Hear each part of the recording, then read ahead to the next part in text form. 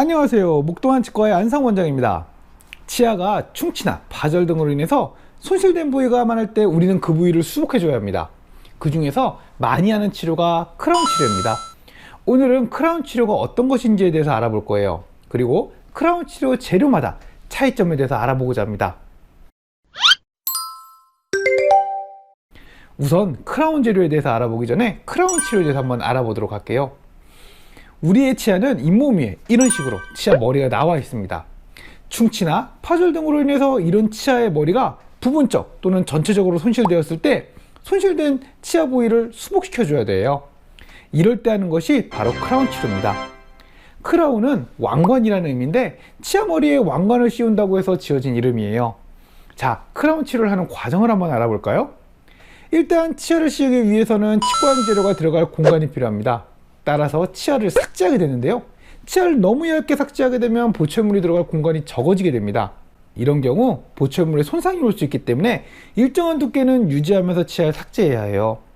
이후에 인상을 체득하고 기공수해서 크라운 보철을 제작하게 됩니다. 보통 일주일 정도 걸려요. 이렇게 해서 치과용 크라운을 치과의사가 환자분의 치아에 부착을 하게 됩니다. 이런 과정에서 인접면과 교환면 등을 조정하게 돼요. 자, 그럼 크라운의 재료에는 어떤 것이 있을까요? 크라운은 주로 PFM, 골드, 지르코니아라는 재료를 사용합니다. 우선 PFM이라는 재료에 대해서 한번 알아볼게요. PFM은 포세린 필드 메탈이라는 그 영문명의 약자예요.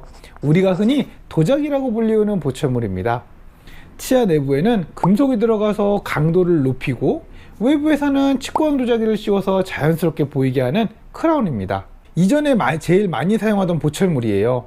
금속과 치과용 도자기가 합쳐져 있는 보철물이죠.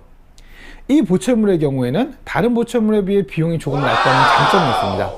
하지만 보철물 안에 금속과 치과용 도자기가 들어가야 하기 때문에 치아 삭제량이 다른 보철물보다 많을 수 있어요. 또한 도자기 부위는 치아가 깨질 정도의 힘에 의해서 깨지는 경우도 있습니다. 그 다음으로 흔히 알고 계시는 골드 크라운, 금이 있습니다. 이 골드 크라운은 진짜 금으로 이루어진 보철물이에요. 금은 금속 하나로만 이루어져 있기 때문에 치아 삭제를 최소로 할 수 있습니다. 또한 마모도가 치아와 비슷해서 강한 힘이 가해져도 깨지거나 하지 않아요. 교합 관섭이 생겼을 경우에 치아에 손상을 가하지 않으면서 마모가 됩니다. 치아와 마모도가 비슷하다는 점은 장점이지만 단점이 될 수도 있는데 마모가 많이 되면 결국 구멍이 나는 경우가 있기 때문이에요. 또한 치아색이 어두워 보일 수 있어서 속우치나 전치 부위에는 사용하지 않습니다. 열 전도도가 높아서 신경치료를 하지 않은 치아의 경우에는 온도 변화에 민감할 수도 있어요. 이런 점에도 불구하고 금의 우수한 물성으로 인해서 금으로 치아를 씌우고자 하는 분들이 많습니다. 골드 크라운에는 진짜 금이 들어가기 때문에 요즘과 같이 금이 비싼 경우에는 치료 비용이 비쌉니다. 마지막으로 지르코니아라는 보철물이 있어요.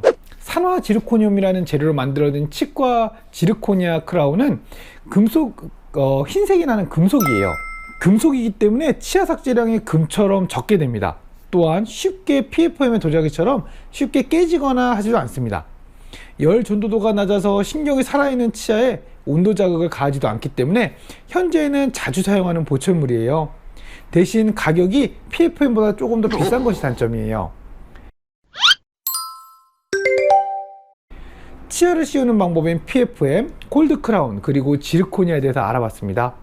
보철물을 계획하고 계신다면 각 보철물에 대한 장단점을 잘 이해하신다면 치과 치료 과정을 정하는데 도움이 될 수도 있어요. 이상 안원장이었습니다. 영상에 도움이 되셨다면 구독 부탁드려요. 시청해주셔서 감사합니다.